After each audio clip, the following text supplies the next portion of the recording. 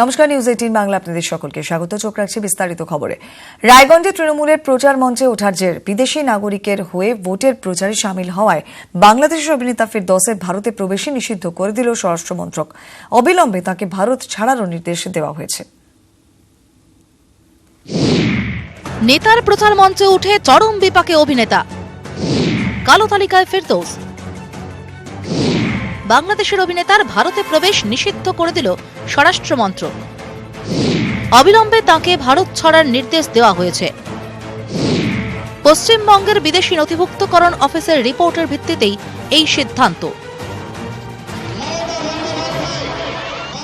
রবিবার উত্তর দিনাজপুরের রায়গঞ্জে তৃণমূল প্রার্থী কানাইয়ালাল আগরওয়ালের প্রচার সভায় দেখা যায় বাংলাদেশের অভিনেতা ফিরদৌসকে।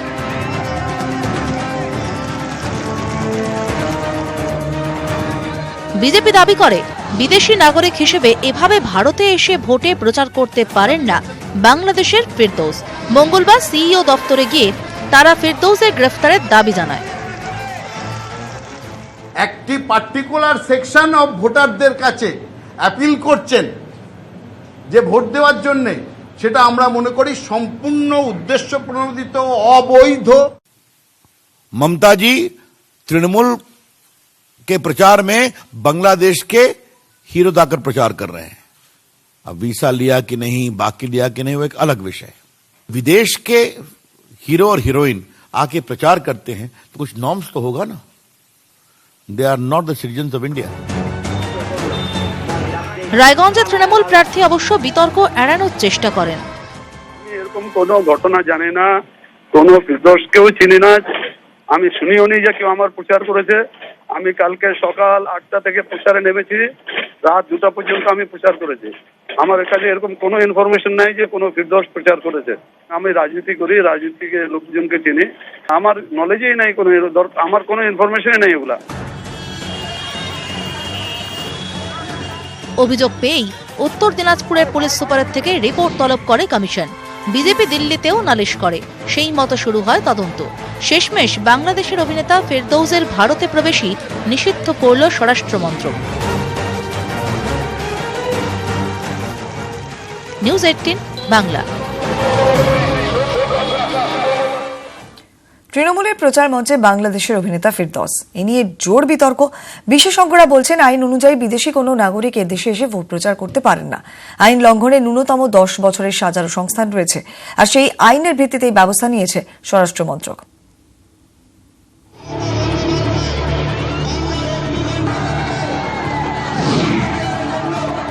রবিবার উত্তর দিনাজপুরের রায়গঞ্জে তৃণমূলের প্রচার মঞ্চে দেখা যায় বাংলাদেশের অভিনেতা ফিরদৌসকে।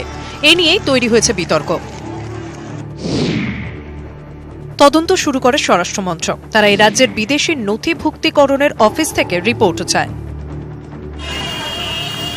এই বিতর্কে বেজায় অস্বস্তিতে পড়েছে বাংলাদেশের হাইকমিশন। ওখানে যে কাজটা করেছে সেটা সে নিজেই বুঝেছে যে এটা ঠিক হয়নি। এখন আমরা বলেছি যে আপনি কি করেছেন, বললো যে হ্যাঁ আমি তো কথা বলে ফেলেছি, আমি তো এখানে শুটিং এ ছিলাম, তো আমাকে বলতে বলেছে। আমি বললাম না, এটা আপনি পারেন, এখন কি করবেন? বললো যে বাংলাদেশে চলে যাবেন। বললাম দ্রুত চলে যান, এই আদেশ।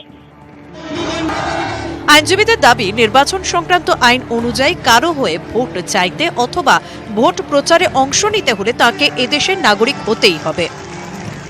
কথা এটা ভায়োলেশন। কেন আমরা জানি প্রথমে যে রিকোয়ারমেন্ট যে আমাদের ভারতবর্ষের কোনো রাজনৈতিক দলের প্রচার করতে গেলে বা তার প্রার্থী হতে গেলে আমাদের নাগরিকত্ব লাগে, সিটিজেনশিপ। তো ওনার যেহেতু ইন্ডিয়ান সিটিজেনশিপ নেই, উনি কাকে ভোট দেওয়া উচিত বা উচিত এটা উনি প্রথম কথা বলতে পারেন। দ্বিতীয় বিষয় হচ্ছে 467 আইপিসিতে বলা হচ্ছে যদি কোনো বাইরের নেশন থেকে কেউ এসে কোনো প্রচার বা করে, তার যদি কোনো ষড়যন্ত্রমূলক থাকে, তাহলে তার লাইফ ইমপ্রিজনমেন্টে 10 বছরের শাস্তি হতে পারে। এটা একটা আন্তর্জাতিক ট্রিটির মধ্যে দিয়ে চলে, কোন দেশে কি ভিসা দেবে, বা আমরা যখন দরখাস্ত করি ভিসার জন্য তখন আমরা অ্যাপ্লিকেশনে লিখতে হবে কী কারণে ওই দেশে যেতে চাইছি। তো এই যে ট্যুরিস্ট ভিসাতে এসে কিন্তু কোনো দলের হয়ে প্রচার করার ওনার কোনো রাইট নেই। আর যেহেতু বললাম উনি নাগরিক না, আমাদের দেশের সিটিজেন না, তো ওরা তো রাইট আসছেই না। তাহলে এই ক্ষেত্রে কিন্তু মিনিস্টার অফ এক্সটার্নাল অ্যাফেয়ার্স তারা যদি মনে করে তাকে কিন্তু ডিপোর্ট করতে পারে। নিউজ 18 বাংলার এই খবরেই শেষ পর্যন্ত শিলমোহর। ফিরদৌসকে কালো তালিকাভুক্ত করে ভারত ছাড়ার নির্দেশ দেয় স্বরাষ্ট্র মন্ত্রক। ফিরদৌসের পাশাপাশি দমদমে সৌগত রায়ের হয়ে বাংলাদেশের অভিনেতা গাজী আব্দুন নূরের প্রচার নিয়েও অভিযোগ জানিয়েছে বিজেপি। নিউজ 18 বাংলা।